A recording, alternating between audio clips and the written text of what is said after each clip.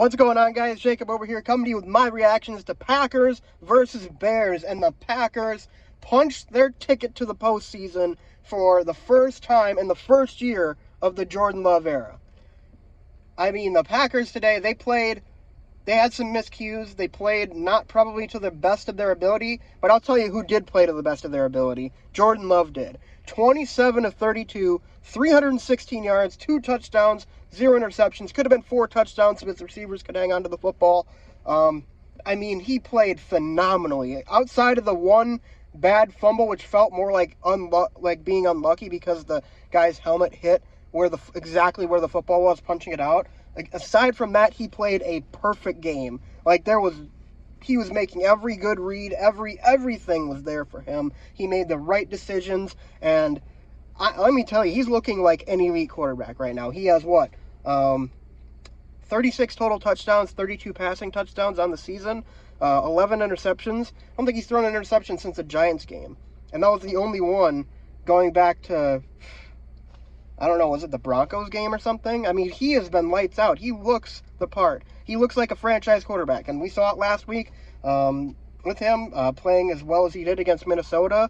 The Packers just, when the chips were down, they beat their 2 division rivals, one on the road, one at home, and they punched their ticket, and they managed to get in. And I believe I said before the season started in my 2023 season outlook that the Packers would go 9-8 in this season. I think I said 9-8. It was probably somewhere, I think I was around 8 to 10 wins for this team. Seemed about right. And that was right, because the Packers had a lot of different pieces, I thought, a lot of different talented pieces to work with this season. And granted, they didn't have a lot of those pieces for this season. They didn't have Christian Watson for half the year. They didn't have David Bakhtiari for all year, except for the first game. They didn't have Aaron Jones for at least a quarter or a third of the season. And the Packers offense made it work. I mean, Dontavian Wicks, I barely even knew the guy's name before the first couple of games of the season. Like, he had a catch, and I think it was the Atlanta game. Yeah, the second game of the year, he had a touchdown catch, and like, oh, there's a Wicks guy. He looks pretty good. Dude has been like our number 1 receiver since Watson got injured in the Chiefs game. He's been fantastic. Like, the Packers absolutely, like, the past draft they had in 2023 draft, they had maybe the best draft, one of the best, maybe the best, well, time will tell, one of the best drafts in franchise history. Like, how many contributors are already up there? Like, I mean, Lucas Van Ness, he had a sack today. He's looked a lot better down the stretch. I'm really liking what I'm seeing from him. He could definitely take that Rashawn Gary leap in that second year of his. Then second round, we had Jaden Reed. And then third round, we had Tucker Kraft and Luke Musgrave. I mean, all of those guys have contributed a lot. And Dontavian Wicks, 5th rounder. I'm probably forgetting, Carl Brooks. I think he was a 5th rounder too. Or maybe he was a 4th rounder. I don't remember. Carrington Valentine, 7th rounder. I mean, all of these guys are playing key roles on this team. And win or lose next week against the Cowboys. We're playing the Cowboys. Haven't lost in Jerry World in the entire history of that stadium, by the way. We won the first game we played there, the Super Bowl in 2010-11 actually. But win or lose next week, the playoff experience for this team is going to be invaluable. Like, they know what they have. They know what they have with these guys. These guys get playoff experience. They get to experience what it's like in a win-or-go-home situation. They already have by playing in this game, which was basically a playoff game. The Packers lose, they would have been eliminated, but they won. And they're going to the playoffs now as a win and in. But just getting that experience in the first year, and all these guys are so young, but they all have so much potential.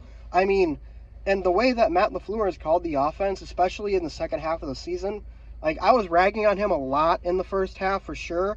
They just needed time to click, though. I think they really just needed time to click. And now that everybody's on the same page, everyone knows where they got to be.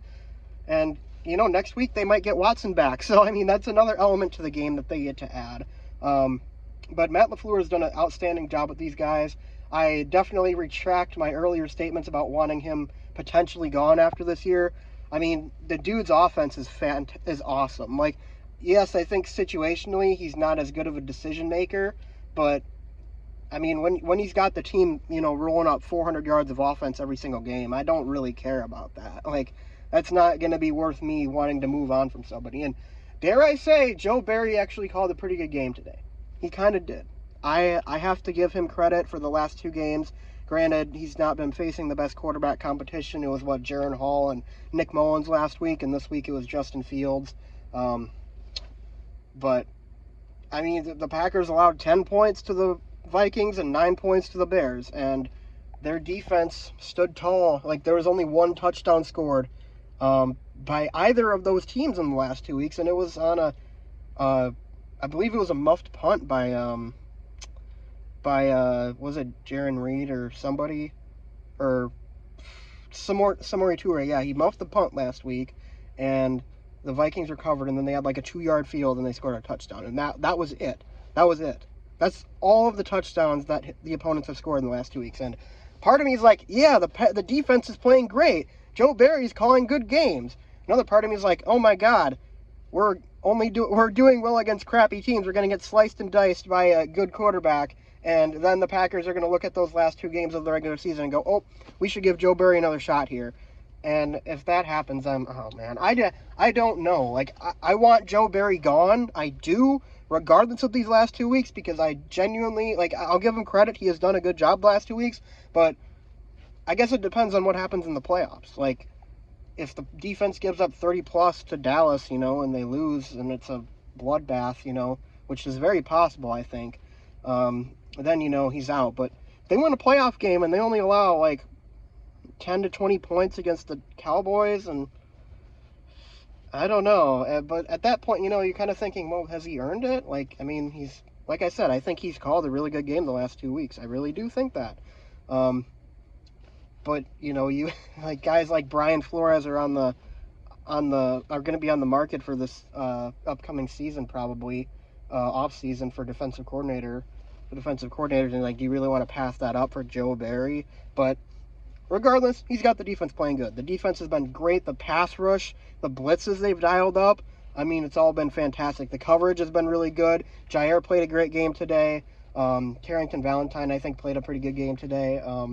Quay Walker was all over the field, I felt like, and that defensive front, Gary, Preston, Carl Brooks, and Kenny Clark, and Devontae Wyatt, all those guys had great games. Like, they dominated the Bears at the line of scrimmage the whole game. And, the Cowboys' offensive line is probably a little bit different, but if they can keep getting pressure on the quarterback like they have been, which is kind of what this whole thing is based off of, I mean, who knows what could happen? Who knows? It's the NFL.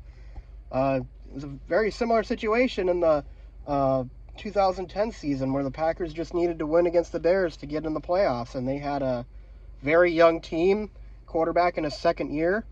It's a similar situation, I think, and now you're going on the road to play an NFC East team like we went on the road to play the Eagles that year. Who knows? Who knows, man? Who knows? All I know is the Packers are going to the playoffs, and win or lose in the playoffs, just getting there in the first season is a true accomplishment.